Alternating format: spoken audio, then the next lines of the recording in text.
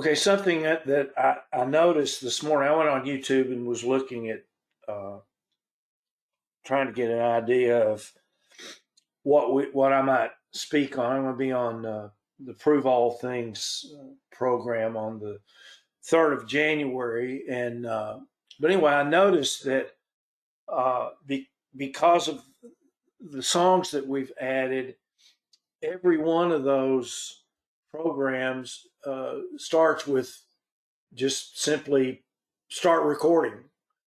And there wasn't any title or anything. So I'm trying to remember now to not only have the title at the very beginning of our slides, but also to bring it in after the song, so that uh, when when it gets on YouTube or it gets on uh, our web page, at least you can see something other than start recording. Okay. Anyway, last week we discussed what little there was about the 41-year reign of Jeroboam II, the king of Israel. Now we're only dealing with the northern tribes now for the next 2 or 3 weeks, and I certainly was surprised, and we after the discussion, it didn't sound like anybody else was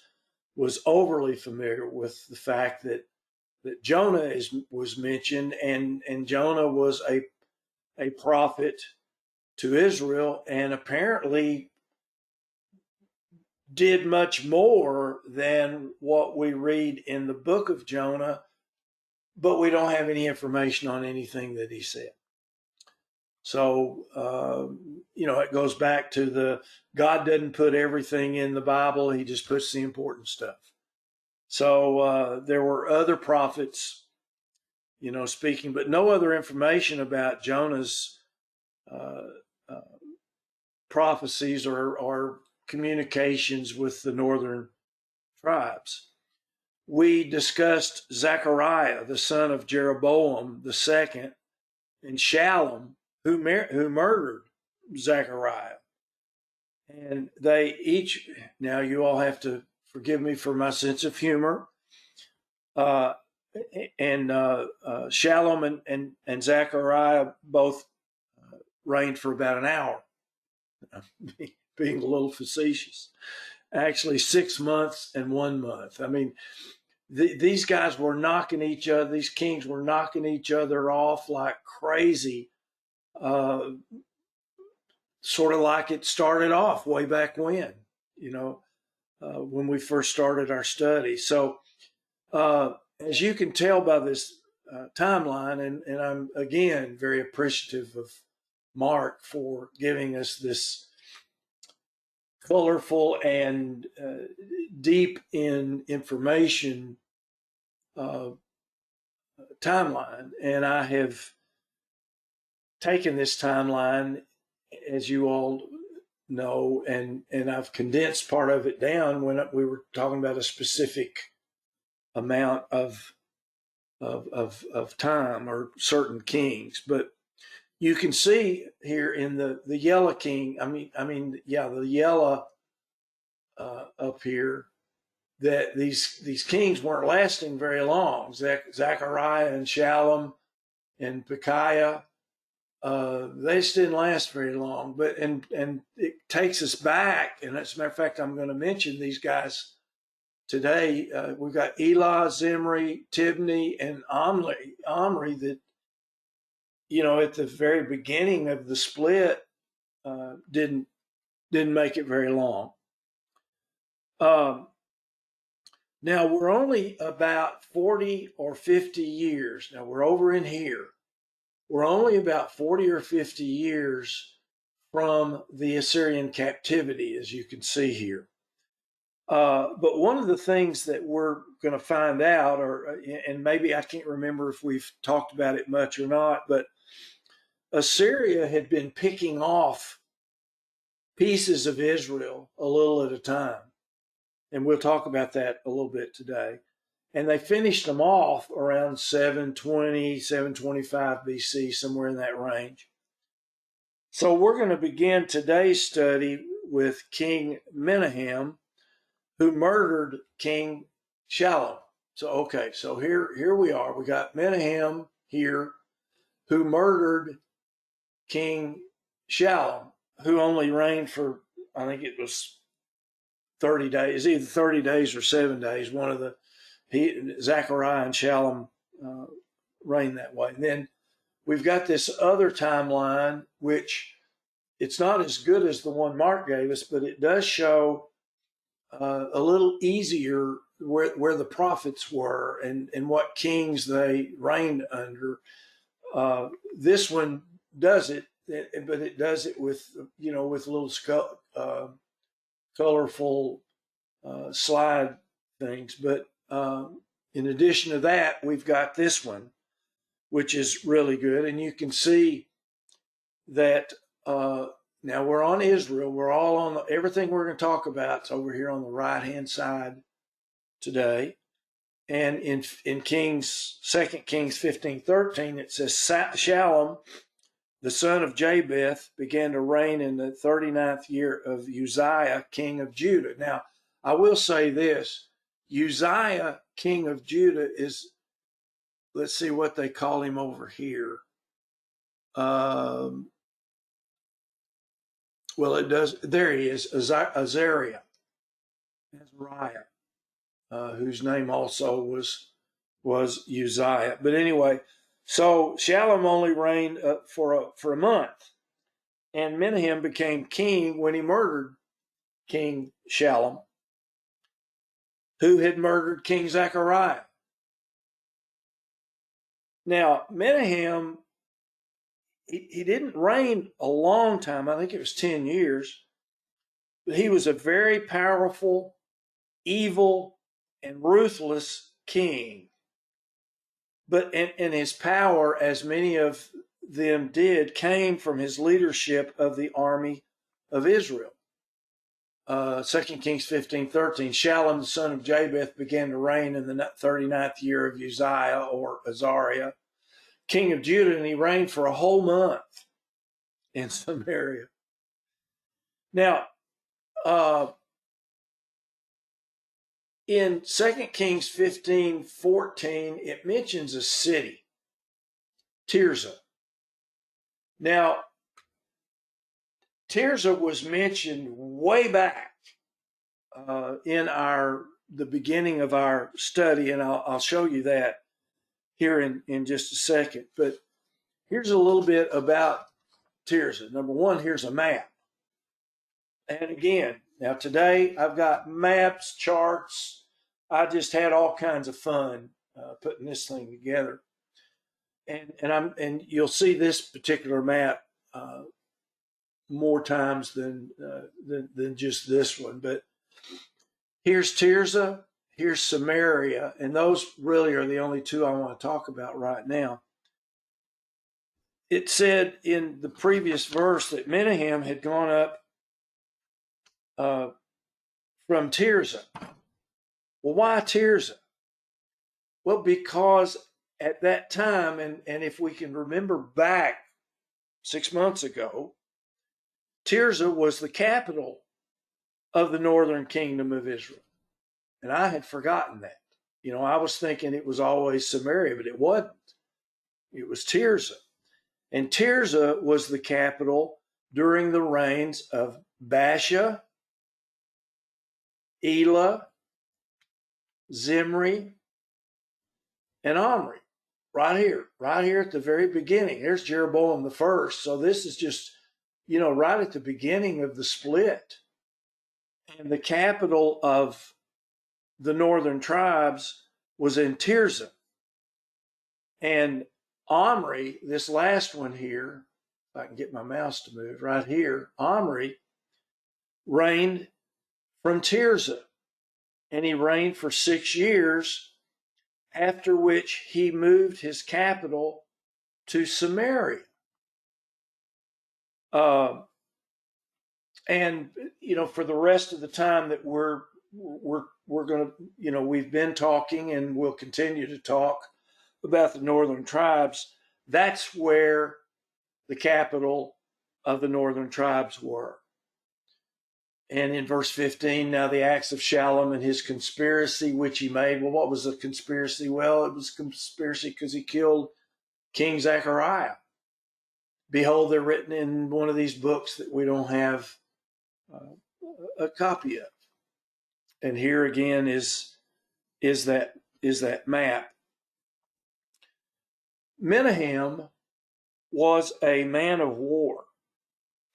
He was the commander of Jeroboam the second army, according to Josephus. Now, we're going back and we're getting some stuff out of the history of the nation, and Josephus said that he was the commander of Jeroboam II's army. Well, he didn't respect Shallum, and he didn't think Shallum should be the true king. So he attacked Tipshah. Now, that's the reason why I've got this map up here. Tipshah was also known as Tapua. I don't know if I'm pronouncing it right, but right here. Now, the reason that he attacked, isn't that what it said? It said, yeah, he attacked Tipshah. Because apparently the people of Tapua, I'm going to call it that because that's what it is on the map, they didn't recognize Menahem's kingship. Well, he wasn't going to put up with that. So one of his first acts was to strike out and murder. I don't know if it's murder when you're doing it as a king in the army, but anyway, he totally wiped out the residents of Tapua. And his attack on Tapua was probably meant to intimidate other cities that might not have recognized his kingship. And he even went so far, and this scripture here makes me sick to my stomach. Then Menahem struck Tipshah or Tapua, and all who were in it, just wiped it out. And its borders from Tirzah, I'll back up here so you can see, he wiped out everything between Tapua and Tirzah. He wiped out all these cities that were in here, all the people that were in there. But excuse me, Skip. yeah, I'm not seeing any of this on my screen. Am I supposed to be? oh, I'm back to the song. you know what? I wonder if I. No, I'm seeing it. Oh, okay. I'm seeing it just fine. I'm not seeing it. Your screen must have froze up.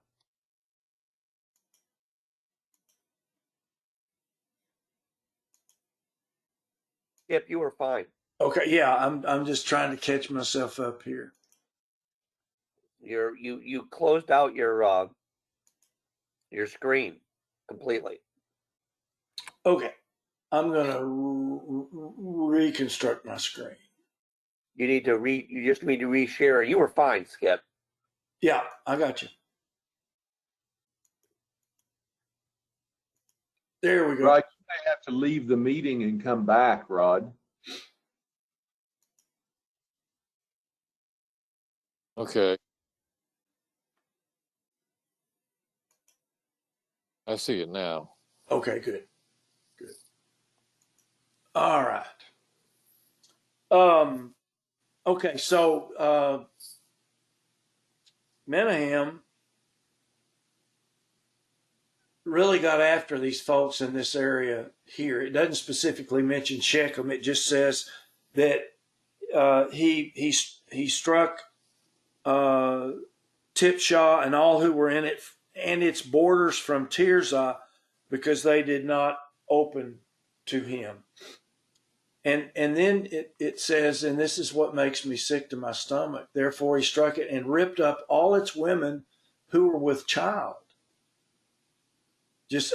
What an evil guy this was. Now, there have been a lot of bad kings and evil kings and terrible, terrible people, but I don't remember any of them talking about ripping a baby out of a woman's. Anyway, I'm through. I'm done. All right. So here's the here's the condensed time. Anyway, my brain has left me. And we can see here, we're only dealing with the yellow for the next couple of weeks. We got Jeroboam II, who reigned for 41 years, but we didn't get any information out of him. Then Zechariah reigned for like 7 days, and Shallum for 30 days. Eric, that's probably a good point at the start of abortions. Don't even want to think about it. So here we are. We're up to Menahem, who reigned for 10 years. Now, as is often stated by the writers of Kings and Chronicles, this author or these authors of Second Kings relates Menahem's kingship with Uzziah or Azariah of Judah. If you notice, here he is, here's Menahem, and you come straight down and you see that King Uzziah or King Azariah is reigning at the same time that Menahem is. Like I say, I'm not going to talk much about the South, but just to kind of relate what's going on in the South at the same time. And like most kings of Israel, I would say all, I can't think of any exceptions, Menahem walked in the ways of Jeroboam, causing Israel to sin.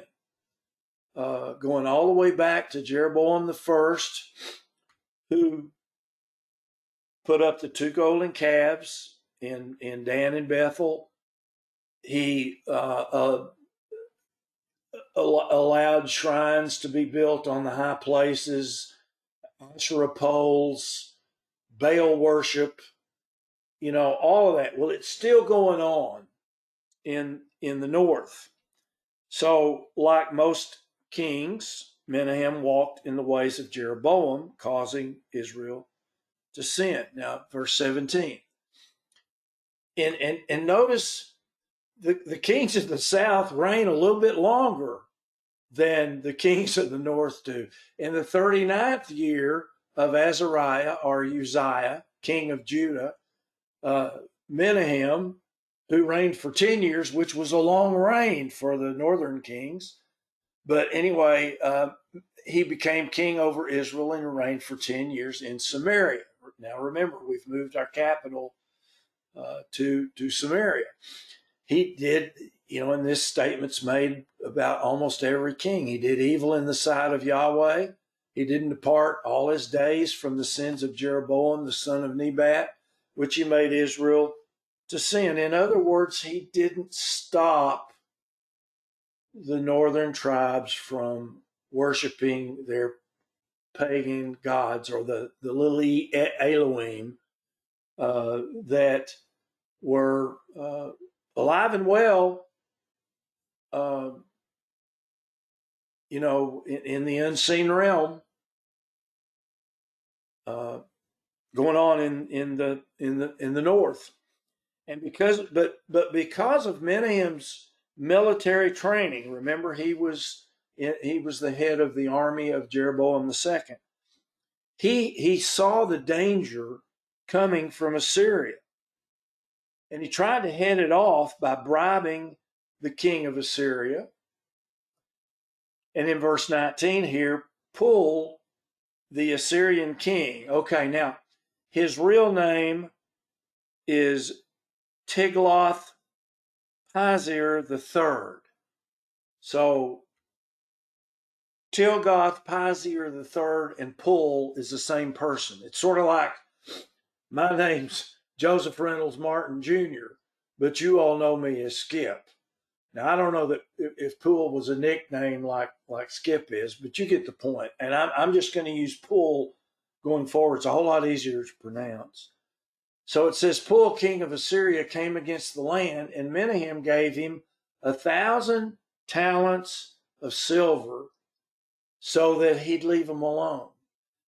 And I did a quick little bit of math, and you all can do the same and correct me if I'm wrong.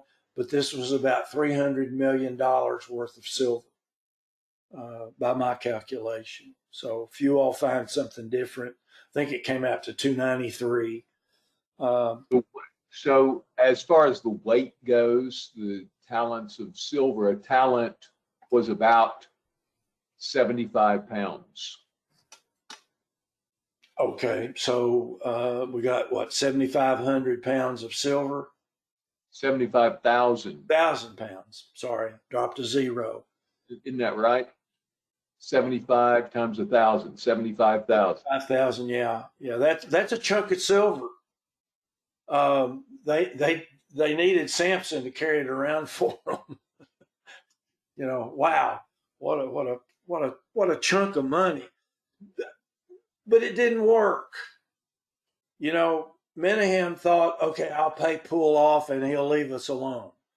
Well, no, Assyria did not leave Israel alone. Now, this particular invasion here, which created the situation where Menahem paid ransom, if you will, occurred about 743 BC. Now, think about this. This is happening at 743 BC, give or take, who knows how many years, but some scholars say that it was 743. And Assyria took them over completely in about 725, 722 BC. So we're only talking about 20 years here from the total destruction of the nation of Israel. So verse 20, it says, then Menahem extracted the money from Israel. In other words, he taxed the people. He taxed the rich. Now, that doesn't mean he didn't tax the poor, but he did tax the rich, and he got 50 shekels of silver from each family that was considered wealthy, and it came to 1,000 talents. So the king of Assyria returned and did not remain in the land, but he did take some of the cities. Verse 21. Now the rest of the acts of Menahem and all that he did, are they not written? We read this about every king, and yet these books are not around. And Menahem slept with his fathers, and Pekahiah, his son, became king. Now, it doesn't say this, but there's no information in the scripture about how Menahem died. There's nothing that I found in secular history about how Menahem died. So I'm going to assume he died of natural causes. He just died, which was a rarity in the nation of Israel, as you all know. But like so many kings before him, the man that followed him, Pekahiah, walked in the sins of Jeroboam. And after 2 years, he was murdered by Pekah. He's another one that didn't last long. But if you'll notice, he reigned in the 50th year of Uzziah, or Azariah, king of Judah. As I said a minute ago, the kings of Judah lived a long time. There were exceptions, but the majority of them ruled over Judah for quite some time. So Pekahiah, the son of Menahem, became king over Israel, again in Samaria, the capital, and he reigned for 2 years. And again, he did evil in the sight of Yahweh, and he didn't depart. He didn't make any changes whatsoever. He went right along with the worship of demons. There's really no other way to put it.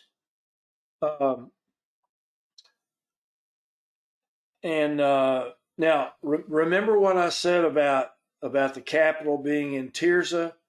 It was moved to Samaria, the city. Well, I had a little map in there, but that's okay. All right, let's go down to how this happened. How did Samaria become the king? Become the capital. In the 31st year of Asa, king of Judah, and that's why I had well, I guess I don't. In the 31st year of Asa, and remember, this is back at the very beginning of the split, Omri became king over Israel and reigned for 12 years, and he reigned 6 years at Tirzah. Notice, that's where the capital was. But he bought the hill Samaria from Shemer, and I think you all should remember that, because we did talk about that one of the reasons Samaria would be a good place was because it was higher, which was a good vantage point for being attacked. Whoever's got the high, well, the old cliche, taking the high road really works in war. He bought the hill Samaria from Shemer for 2 talents of silver, and he built on the hill. And he named the city which he built Samaria after the name of Shemer, the owner of the hill. He named it Samaria. Now Pekah, the son of Remaliah,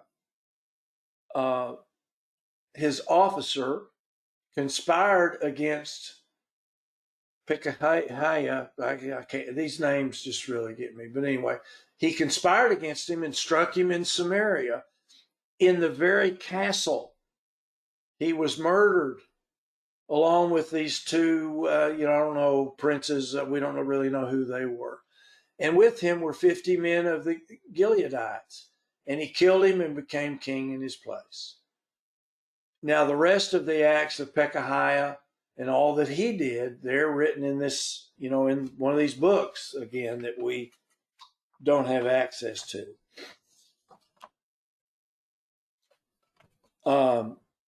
Pekah, like his predecessors in Israel, did not depart from the sins of Jeroboam. However, unlike many of his predecessors, this Pekah reigned for 20 years.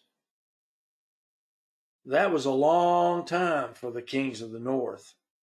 Now, I'm sorry. This is what I was going to show you a while ago, that Omri lived during the time of King Asa of the south, and so on.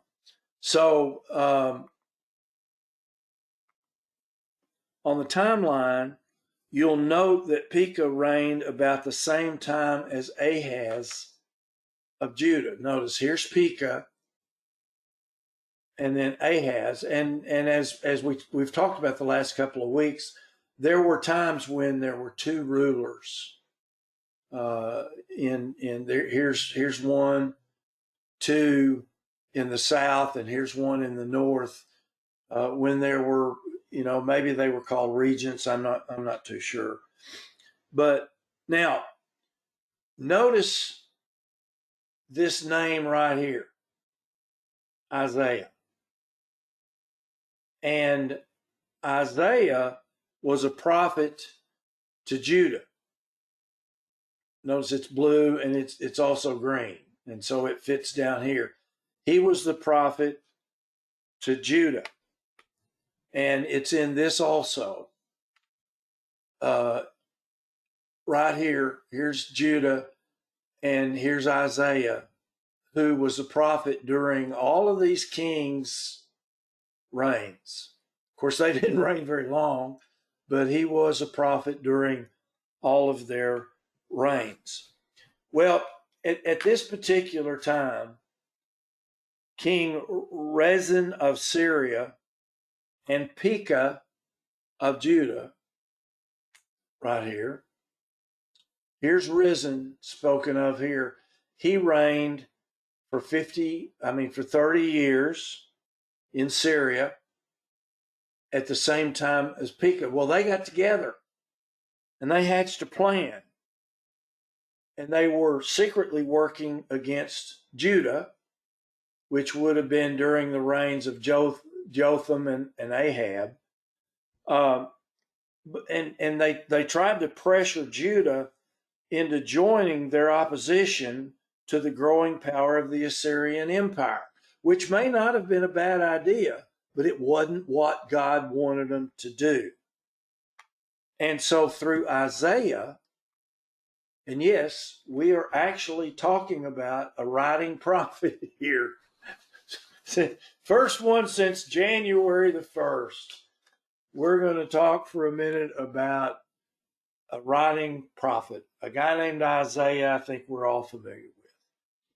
It says, it came to pass in the days of Ahaz, the son of Jotham, the son of Azariah, or Uzziah, king of Judah, that, because it's talking about this same period I just showed you on the timeline that Mark gave us. King of Judah, that Rezin, the king of Syria, and Pekah, the son of Remaliah, king of Israel, went toward Jerusalem to war against it. So here we've got the king of Israel, the king of Syria, going to war against Judah. And this is when they're trying to talk the king of Judah to band with them. In verse 2, it was told the house of David, that's Judah, saying Syria is confederate with Ephraim. Okay, Syria has gotten with one of the tribes of the northern of Israel, of the northern tribes. And his heart was moved, and the heart of his people, as the trees of the wood are moved with the wind. Okay. Then said Yahweh to Isaiah. Okay, so this is the first time that we've come across Yahweh speaking to one of his writing prophets. That's not that it hadn't happened. It's just the first time that I've mentioned it, the first time I've noticed it. And Yahweh said to Isaiah, you go talk to Ahaz and take your son with you, and told him to go to a certain place. And I want you to tell him, look, you better take heed and listen. Don't be afraid. It says, for the two tails of these smoking firebrands, for the fierce anger of Rezin, he was Syria, and the son of Remaliah. And believe me, folks, I'm getting as confused with all of this as maybe some of you all, which kind of puts a little fear in my heart for when we start talking about the writing prophets. Is Skip going to understand what's going on? We'll see, and that's why you all are here, is to straighten me out. Okay. He goes on. Well, the son of, can you go back a slide? Yep. The son of Remaliah is Pekah, right? Yep. Right. So you're talking about the king and Rezin, who have an alliance, and they're going to come and try to take over Jerusalem. That's the essence, right? Yeah. That seems to be the essence of this thing. So it's interesting. I wonder why they met at the end of the conduit. I know that Yahweh said to do this, but I wonder why there. I don't have an answer. Yeah, I don't either. I do know that Judah, or Jerusalem in particular, had running water, if you will. That they had, built canals. They even had some underground, and I don't know if that's what he's talking about here. One of the conduits of the upper pool, if you will. Maybe it was to get them out of the palace, or in the town, away from the listening ears and spying eyes. Maybe. Yeah, That could very well be. You know, the scripture of watch what you say because the king will hear you. Of course, you know, the king was involved here, but anyway, so yeah, I don't know. Okay, so Skip, yeah, Barb. skip, uh, verse 4. It's got too much in there for me to figure out. Who are the two tails of the smoking firebrand? Who is that? Who's he talking about there? I would bet that that's Rezin, the king of Syria, and one of those other guys that's mentioned in verse 1. Anybody got any thoughts on that? It's Resin and Pekah. Okay. Pekah. And so if this is written in poetry, which it is, most of Isaiah is poetry, then what you have is a feature here where something is repeated from the poetic perspective.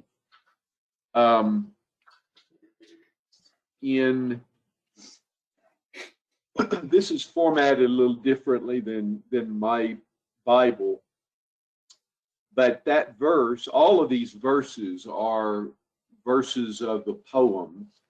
And let's see, this is chapter 7, verse 4, right? Yeah. Oh, I'm in the wrong book. That didn't make sense. It was a Song of Solomon. That probably wouldn't work. No, it wouldn't work.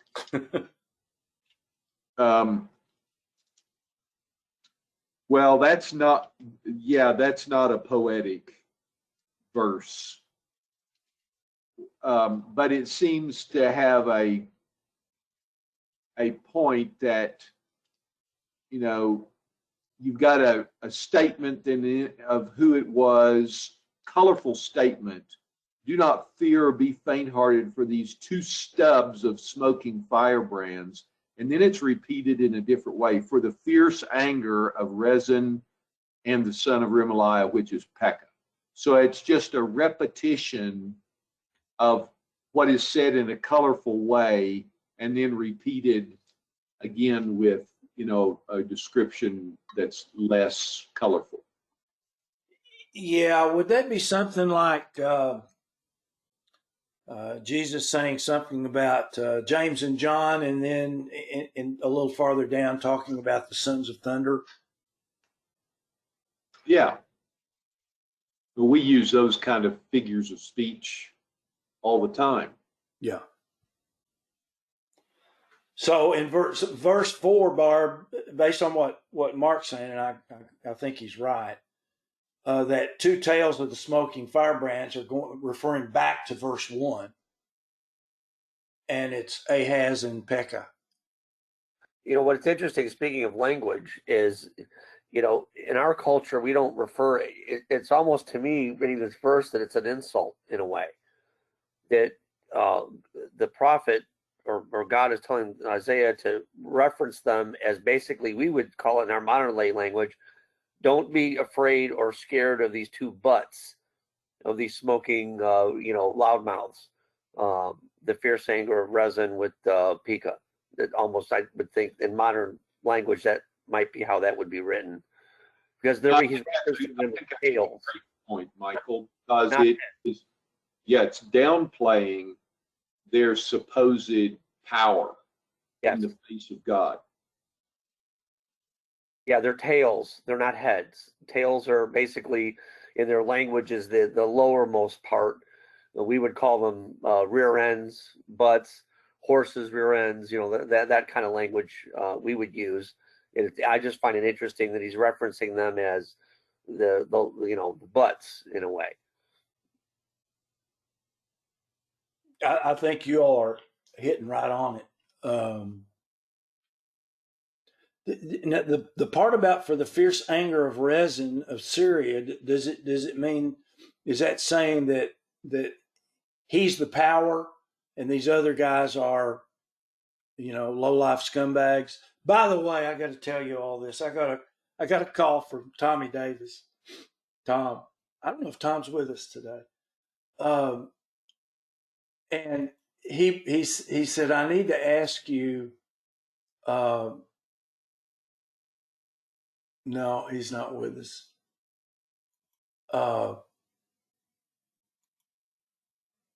Oops. Ooh. Almost goofed up. That just means you're free to talk about him. That's true. That's true. I can't remember exactly what he asked me about. One of my, scumbag. Yeah. He asked me what version, what translation was scumbag in. And I said, well, it's the, second skip, 25. I don't know who I was calling scumbags, but I'm not surprised. Okay. You mentioned the comment about the fierce anger of Rezin, the Syria. You look up further in the verse, and it's talking about that the people's hearts were faint. The spirit of the time, their heart was moved. They were afraid because of all of the loudmouthingness, as it were. The impression is that he was projecting wrath and anger against Jerusalem. And he was afraid, and the people were afraid. And it says, as the trees of the wood are moved with the wind. So God is also insulting. This is all a bunch of hot air. He's yelling at you that you're nothing, and he's going to lay waste to you and wipe you out. And Isaiah's instructions are to listen, don't be afraid, don't be scared about these two buttholes, or their fierce anger, because he's insulting them in a way, God, because he's in charge. At least that's how I'm reading this. Does that make sense to anybody, or am I just weird that way? That's how I'm reading this passage here, this section here. It makes sense to me, and maybe what God is also saying here is it's not time yet for all of this stuff to happen, because we're, like I say, we're just about to the end of Israel. Okay, so I think all of that makes sense. Now let me go. The next part of this is interesting. It says because I said that word.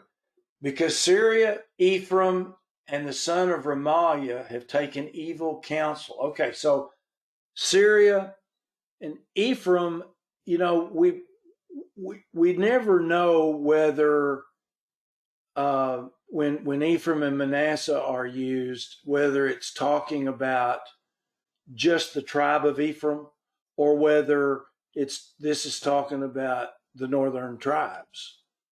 But because Syria, Ephraim, and the son of Remaliah, that's Pekah, have taken even evil counsel against you and saying, let us go against Judah and vex it, and let us make a breach for us, and let's set up our own king, even the son of Tabal. I don't know who that is.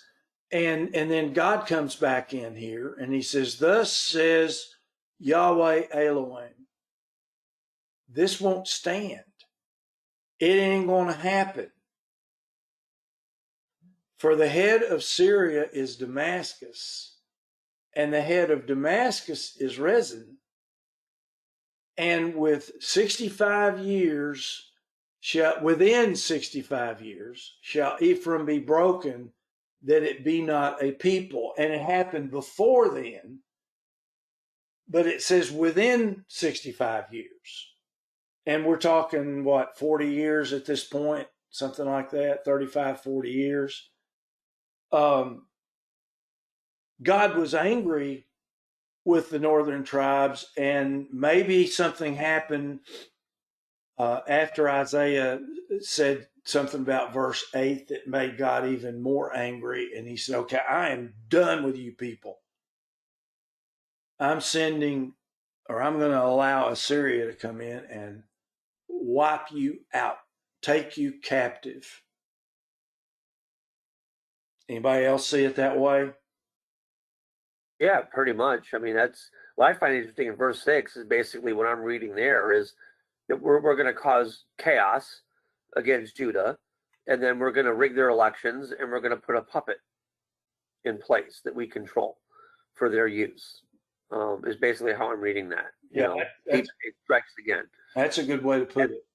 Yeah, that's probably who Tabiel, even the son of Tabiel, they had a guy in mind that would be their puppet, that they would put in there for their puppet king to do their will for whatever their confederacy of alliance was going to dictate.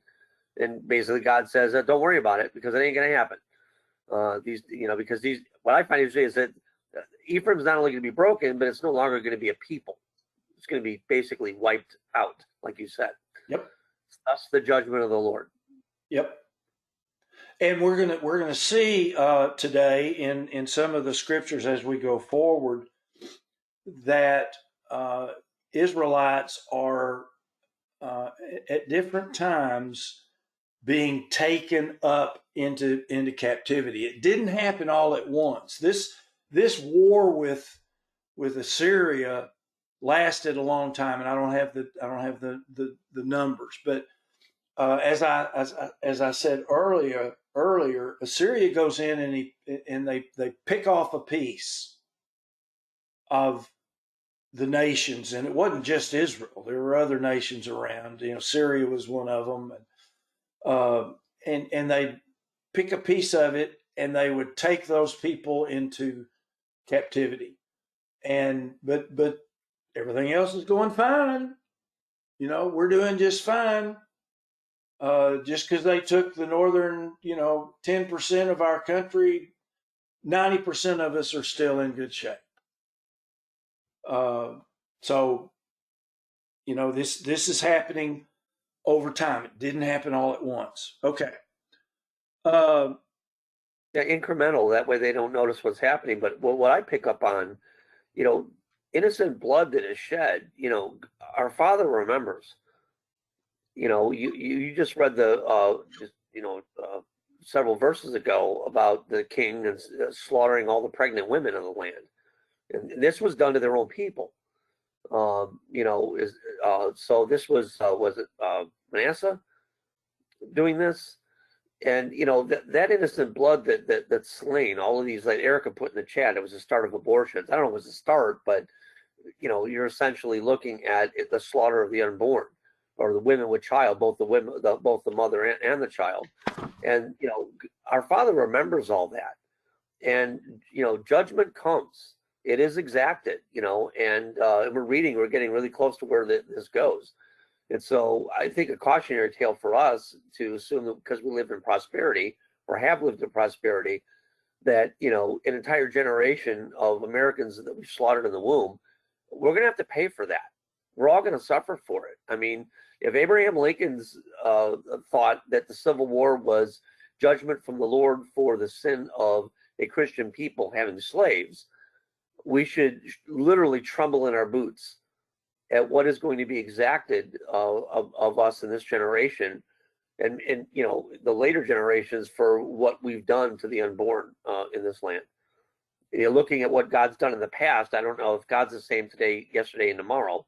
I don't know how we get this notion that God's never going to visit judgment against his own people, when clearly Scripture shows us that does in fact happen, and happens quite frequently. Our Father remembers innocent blood. Just a thought as you were going through this. Sorry to. No, that's fine, because you've made me go back to verse 6, and I know it's dangerous to give Michael an opening, but let us go up against Washington and vex it, and let us make a breach and set up a puppet king in the midst of it. Okay, I'm sorry. I apologize. I shouldn't have said that.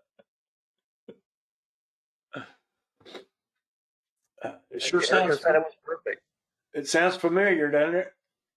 It does. Nothing new under the sun. Yep. Hey, Skip, if the puppet fits,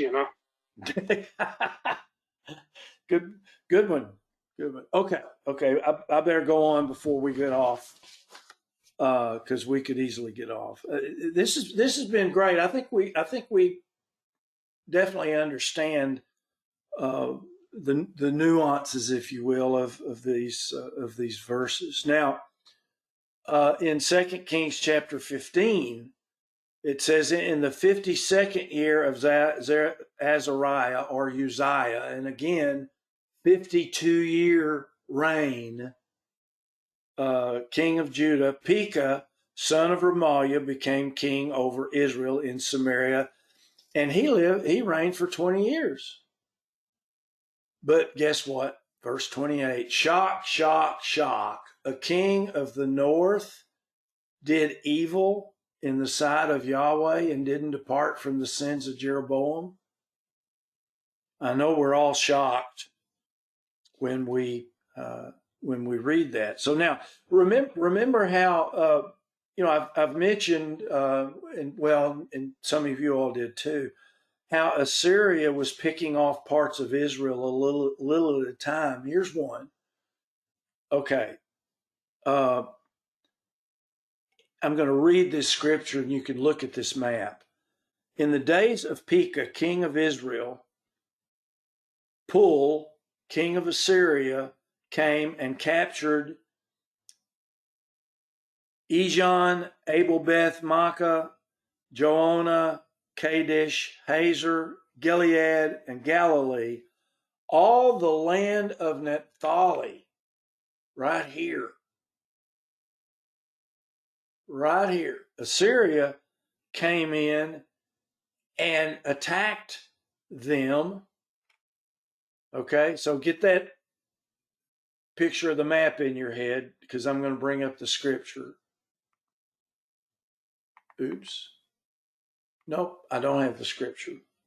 Well, good. I'm glad I read it to you. Okay, so you can see, they came in and they took the people of Naphtali and they carried them back captive to Assyria. Now, the Bible Knowledge Commentary speaks of this as the time Assyria began to pick off large areas of Israel. And Pul, this king, led a campaign into Philistia, Israel, and Syria from 734 to 732 BC. Okay, now Philistia is down here. I mean, they're going all over the place. Philistia, Israel would be here, and Syria is right here. These are Syrians. That's Syria right here. He took several cities in the northern portion of Israel, including all of Naphtali. He just took this whole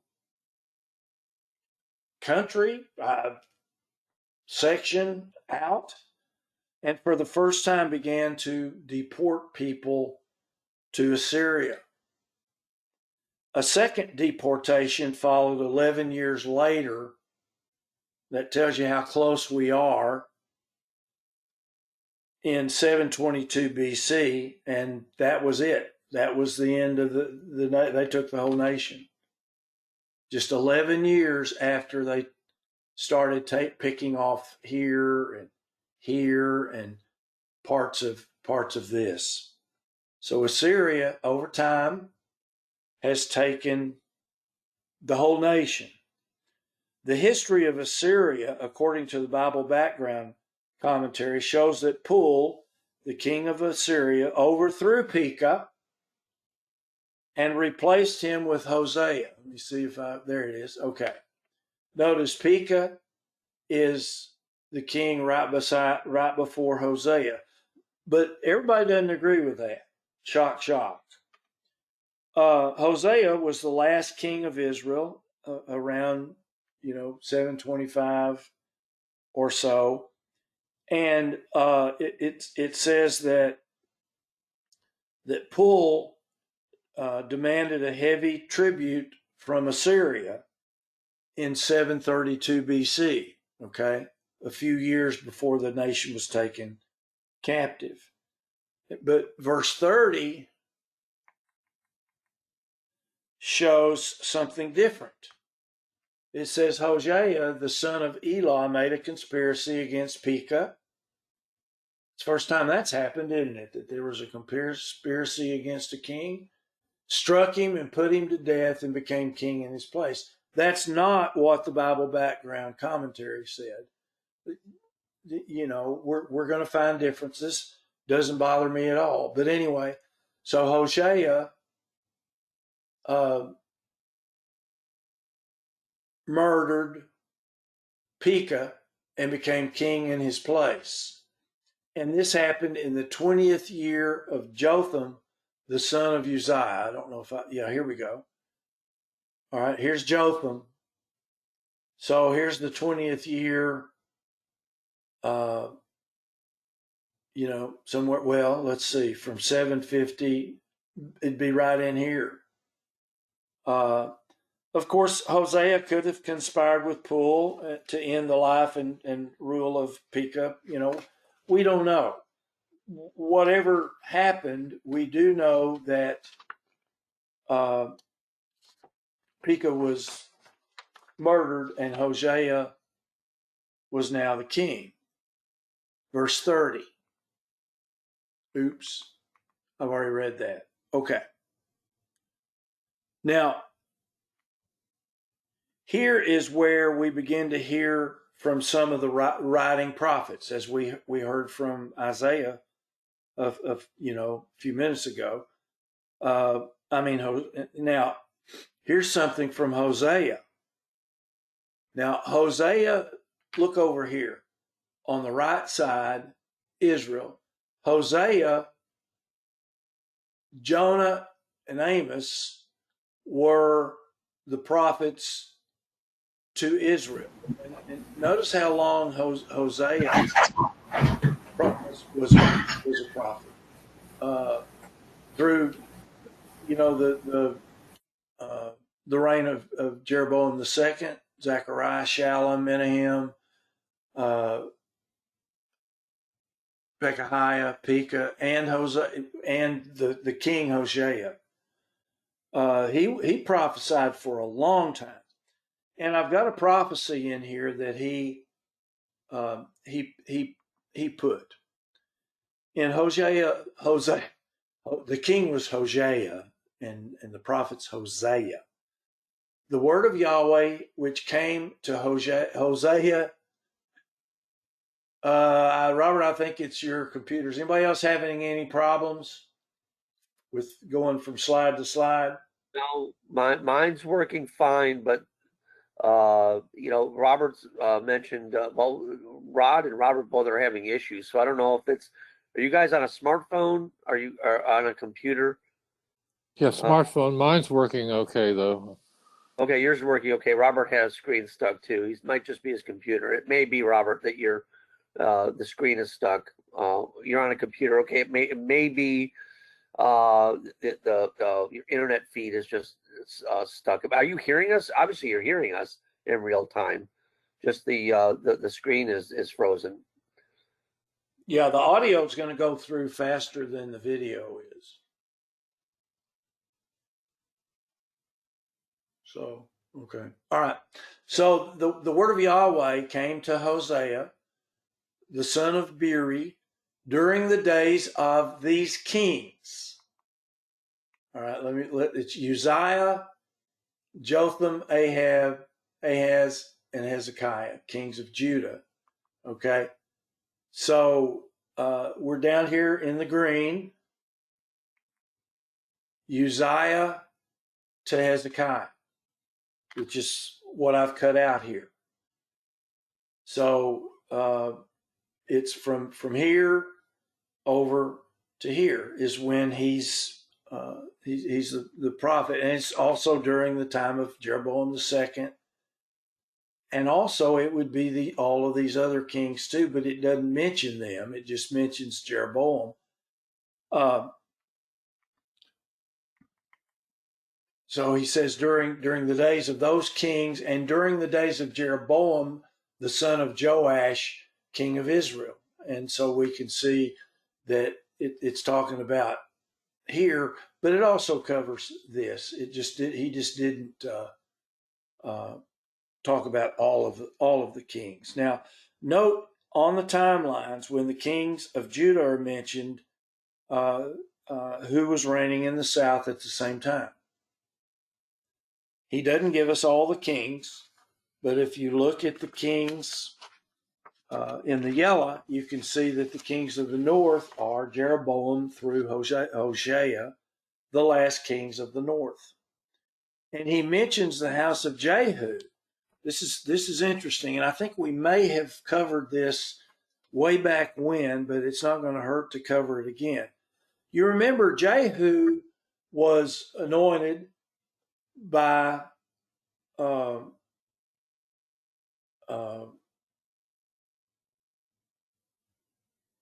goodness gracious. Elisha. Thank you, Elisha. Oh, my age is showing. And he was told, I want you to go kill the house of Ahab, the entire house of Ahab. I don't want a male living. Well, it seems to me, and I mentioned this at the time, that he got a little kill happy. And he killed everybody he came across. Now, I'm hyperbolizing there a little bit. But he killed the house of Ahab. He killed Ahaziah of Judah, which caused untold damage down there because Ahaziah's mother became the queen or the regent, Athaliah, who was terrible. She killed almost all the descendants of David except for one. And then Jehu went and he killed 42 other men of Judah. He it's just about everybody. You didn't want to come across him going down the street because he's going to kill you. And Hosea seems to be telling us that God was displeased with the zeal with which Jehu was killing people. Now, this is Skip talking. This is what I think. In 2 Kings 10, it talks about this. Jehu slew all that remained of the house of Ahab. That's what he was told to do. All his great men, he wasn't really told to do that. And his kinfolk. Well, yeah, his kinfolk, yes. And his priests. I don't believe he was told to do that. Till he left none of them remaining. Now, I'm going out on a limb here saying that, God told him to kill the family of Ahab, which would have been Ahab and his kinfolks. I don't see killing these great men and the priests until he left none remaining was part of what God told Jehu to do. And there's a reason that I'm saying that I'm not here yet. So then he rose and departed, and he came to Samaria. And as he was at the shearing house, he met with the brethren of Ahaziah and said, "Who are you?" And they said, "Well, we're the brethren of Ahaziah, and we're going down to salute the children of the king." They don't know that Jehu has killed all of them. And so he takes these guys and he kills all of them, 42 men. Now, like I say, I may be going out on a limb, but God pronounces I hate to use the word curse, but I'm going to. He pronounces a curse on the nation of Israel because of what Jehu did. And that's what Hosea is talking about here.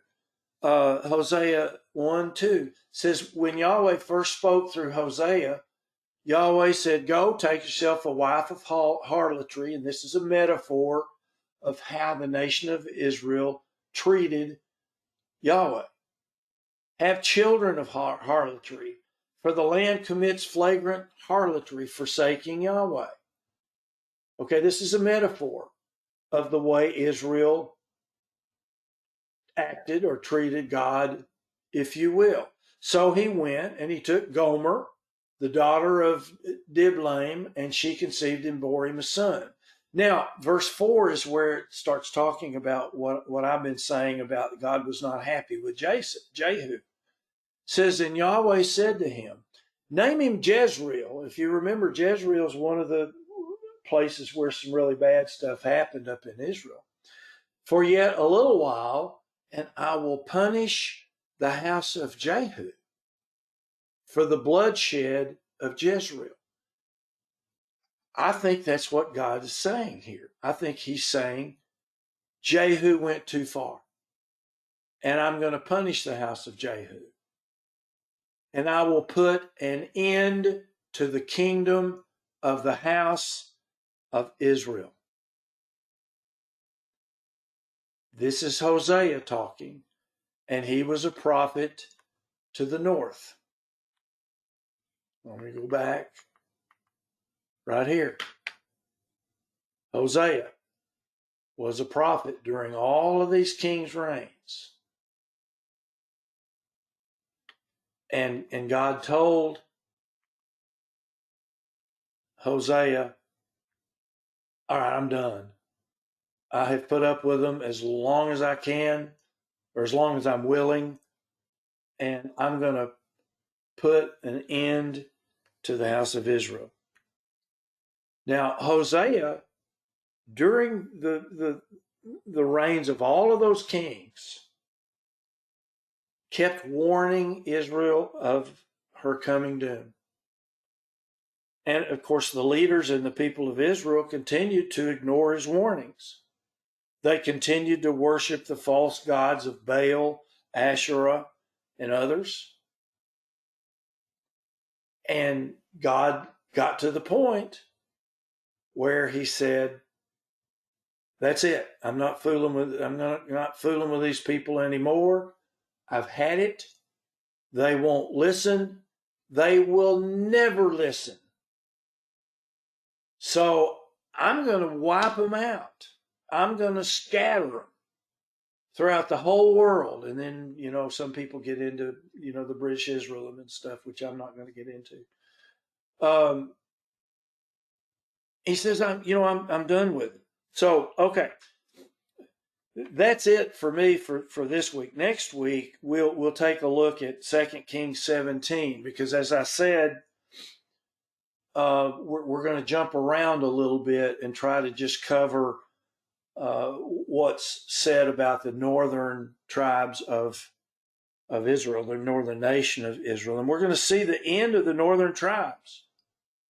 We're there. And then after we see the end of the northern tribes, we're going to back up and we're going to watch Judah copy what the northern tribes did, which is unbelievable.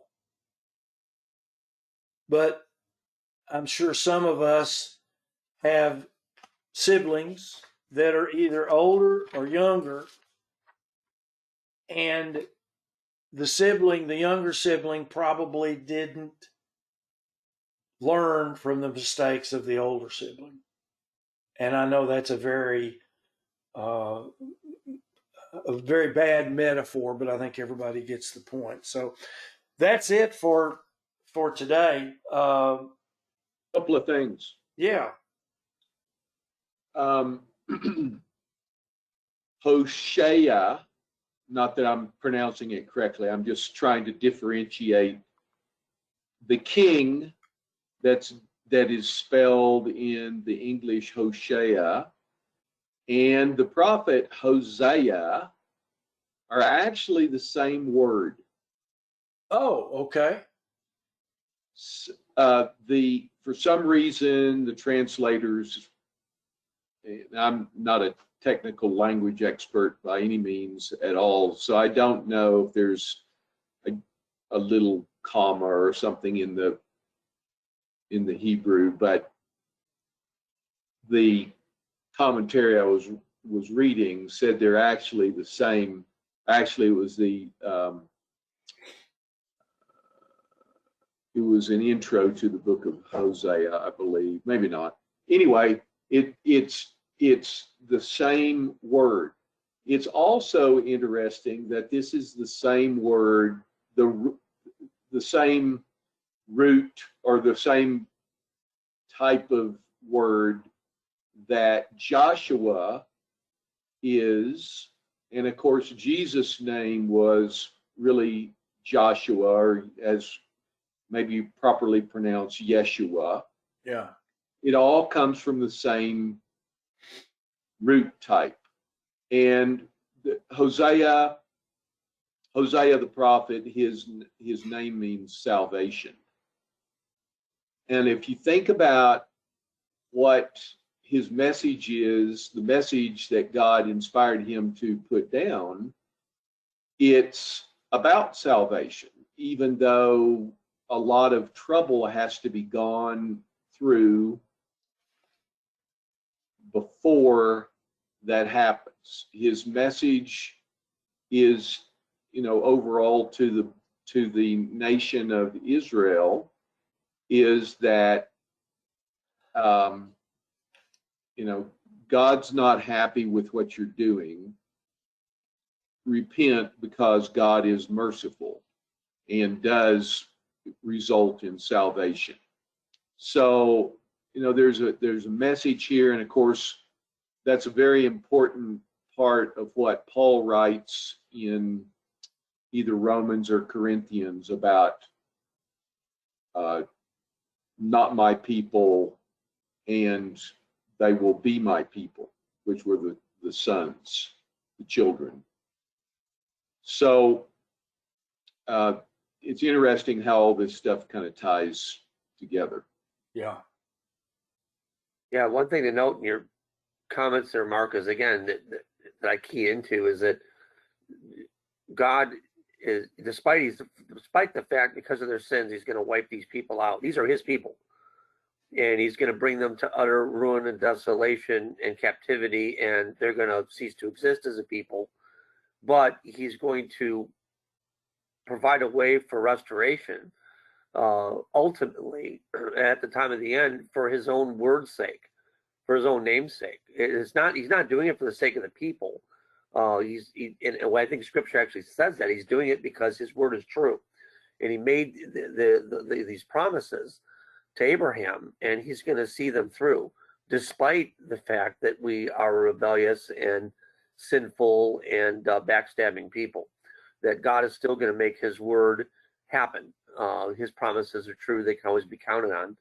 And despite their sins, which earned them their judgment that they deserve, God is still going to provide the means and the way to provide for the house are not going to be lost for eternity because his word's going to be true. I just find that fascinating.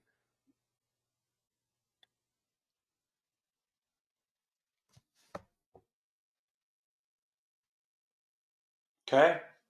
Well, of course, combined with all of this is a message to us each individually that there is always a call to turn back to God, to always stay focused on God. And no matter what we've done before, that repentance can be had, and not my people can be turned into my people from God's perspective. It's a message of salvation, just like the picture of the nation is a message of ultimate salvation because God wants them to be saved. The same way with each individual person. It's a repetitious message for us and for the world, actually. Well, if I'm not mistaken, Mark, it's interesting that you mentioned that because I think that it's in Hosea where he says that at the place where I told you you weren't my people, you will be my people.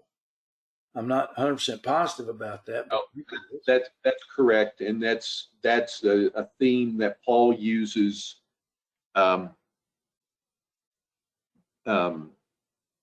That's a theme that Paul uses also in his writings. I said it's either in Romans or Corinthians.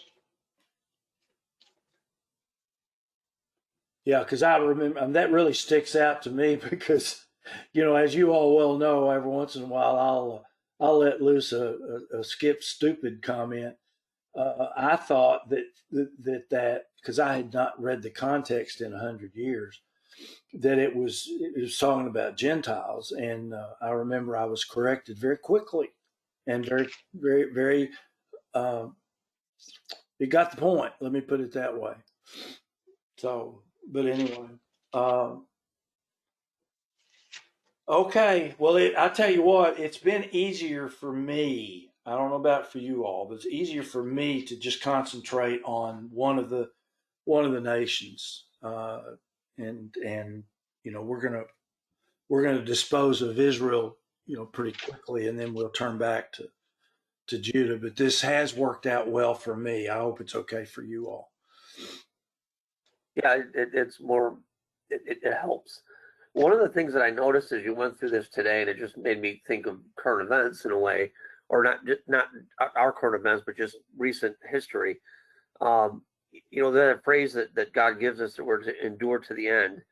And of course, his promises are true and lasting forever. But one of the things when you're dealing with institutions of men, when you're dealing with a nation or a people that are lawless, where there's no rule of law anymore, everything becomes a struggle for power and control. And you get these incredibly mad swings of power, or you got rulers that only rule for a month or a few weeks and then they're killed off. Someone else takes their place, someone else is put up as a puppet. You get these wild swings, and this is an historical fact of what happens in a nation that's gone, it no longer has a foundation upon which it stands. It no longer has a common a foundation of the rule of law, a set of principles. You can look at, for example, the Balkans.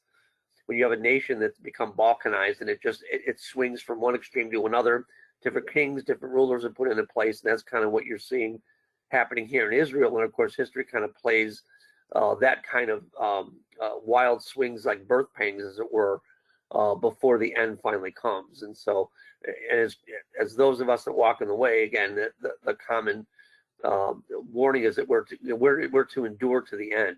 God doesn't promise he's going to save us out of all of these things that happen because of the sins of men, but we still have to endure our way through it. That's something I just noticed when you went through the study today. Yeah, and by the way, Michael, in particular, I want you to take note that all of the slides you saw today were of high resolution. Yes, I was about to commend you for that versus Wednesday. I guess when you go back and look at the original notes that you did at the beginning of this, you just make sure they're all high res. These are great. They show up beautiful. Yeah, I made it a point to make sure that they were readable. For those of you who weren't here Wednesday, I think every slide I showed Wednesday was a low res, and you couldn't read any of the small print. And so I tried a little harder today. So, okay. Anybody else? I just might mention that the reference I was speaking of, Paul using the account of Hosea's marriage and the children, and the symbolic part of marrying a harlot and having children, how it relates to Israel, and then Paul uses it in relationship to anybody, basically, is you can find that in Romans chapter 9. Okay.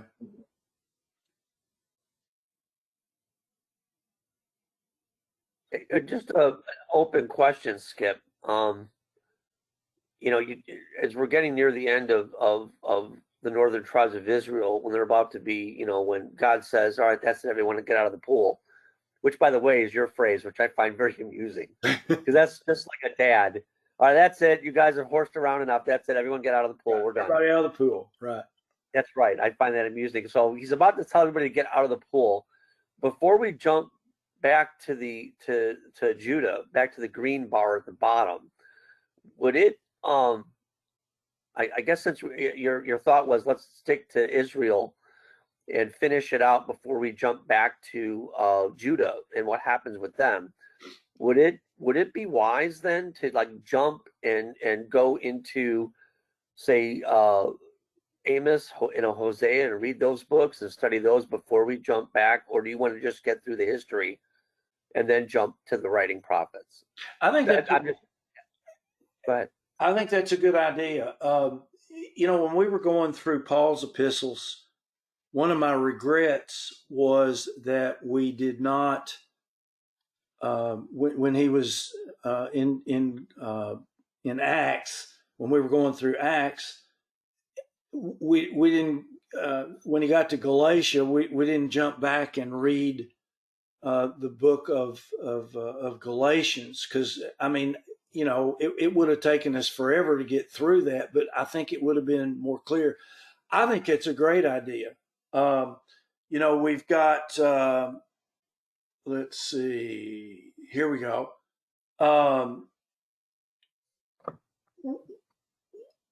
We've got Hosea, Jonah, and Amos would be the three books. Now, I'm not sure how Jonah would apply, but Yeah, he was more of a prophet to the Gentile nations around Israel at the time. yeah, we don't know what he did with Israel. We have no idea what comments that he made. So we might not get into Jonas, but I think you got a good idea to go through Hosea and Amos before we jump back. What do y'all think? Sounds good to me. I thought we had a reference about Jonah in just the last couple of weeks. Yeah, but you're correct. But all it says was he was a prophet to Israel, but we don't know what he said. There's not a word. We do from his book. Yes, but he's talking to Nineveh. Do you think that applies also to, well, certainly repentance does. That's Assyria. That's right. Well, that's a good point. Yeah, that is Assyria. Yeah, I mean, you could start with from a chronological order. You got Jonah, Amos, and then Hosea being the longest, book, or he was the longest prophet. But yeah, Jonah actually looks, according to that timeline that you have from Mark, that he began before Amos and Hosea were on the scene. Yeah, we could. Yeah, we can do that now. We've got chapter 17, which is kind of the tail end of Israel.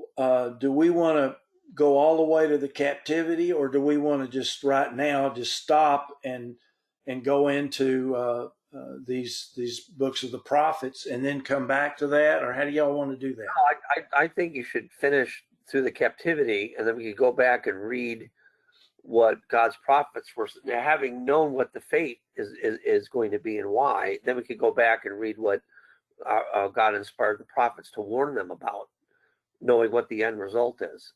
Okay. Just that's how I'm looking at it, and I don't know what other folks think, but I mean, you're almost you're one chapter away from the captivity anyway, right? Yeah, there's a little more, but yeah, it talks about in chapter 17.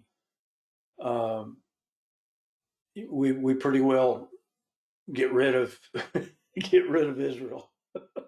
Well, here's a question: did we go through with the study of the non-running prophets since January? Have we covered most of Judah as well up until, was it 2 weeks ago? Yeah, we're up to let's see, looking at this one, Azariah is well, it starts with a U. Uzziah. Uzziah. So you would just have to make a note when to pick up the study of the history of Judah with where in 2 Kings or Chronicles that Uzziah would be, and then we could pick it up from there. Yeah, I don't have a problem with that. I can easily go back and look through my notes and find out where we stopped. So that's not a problem. But if we do this, and I think we should, it may be 3 months before we get back to Judah. That's cool by me. At least that we're taking care of the northern tundra. Again, that's split and what happened. That's very interesting. And then we're focused on that. And then we can go back, because I mean, Judah existed a lot longer, even though they didn't learn the lessons of their brothers to the north. Well, made I'll the tell you same. what. One of the things that I have found in my reading going forward is that Judah was just as bad for periods of time, worshiping the same idols, Baal, and all of that. And I'm not talking about the part that got them right to the very end. I'm talking about these chapters. If you read chapters 16 and 18, you'll be kind of shocked at some of the things that God said about Judah. But anyway, we're gonna move away from Judah for a while. Now, I'm not hearing any disagreements in doing it this way, so I'm assuming that there's not. Now, I'll be happy to read emails, but unless you speak up, this is the route we're going to go. We just have to decide which book we're going to do first. And I think Jonah was probably first. And then I don't know about Amos or Hosea, but I don't know that makes a whole lot of difference. Amos is shorter. Okay. Amos is a little bit shorter and happens a little bit before Hosea, at least from the chart that Mark's got up there. So if you wanted to try to do it in chronological order, it'd be Jonah, Amos, and Hosea. Okay, that's fine. There's yeah, you got Hosea. Yeah. There's Jonah, there's Amos, then Hosea over here.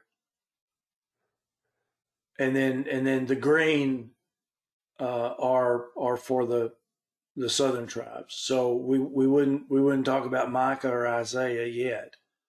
But Jonah, why is Jonah red? Is that's because he was to the world, right? Yeah, he was a prophet to the nations, which were not Israel. Yeah. Okay. Because he was sent to Nineveh. Again, in a way, an interesting way, he was kind of like the Apostle Paul sent to the Gentiles. Yeah. Okay, so we'll do chapter 17 next time, or part of 17. I can't remember if it's the whole chapter or just part of it. But we'll do chapter 17 next time. Then we'll do Jonah, then Amos, and then Hosea. Is that okay? Sounds like a plan. Okay. All right. This may get even more fun than it's been. I tell you, I have really learned a lot going through this thing. I don't remember any of it, but I've learned it.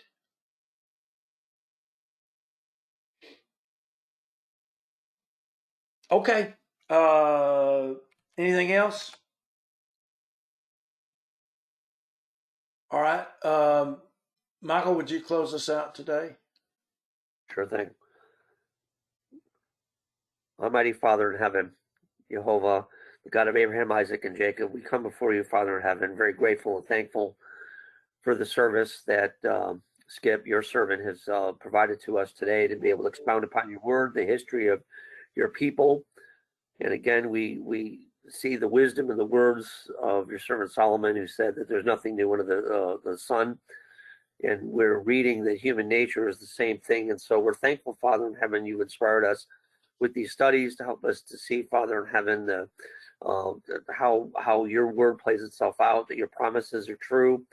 Ultimately, all things that are happening is an example to us to be able to repent, to seek your face, to seek you, that we may endure to the end, Father in heaven, and knowing that your judgment is going to come and that your righteousness is going to prevail. So we give you thanksgiving for this time that we've had together. We pray that you would be with all the prayer requests that we had earlier today.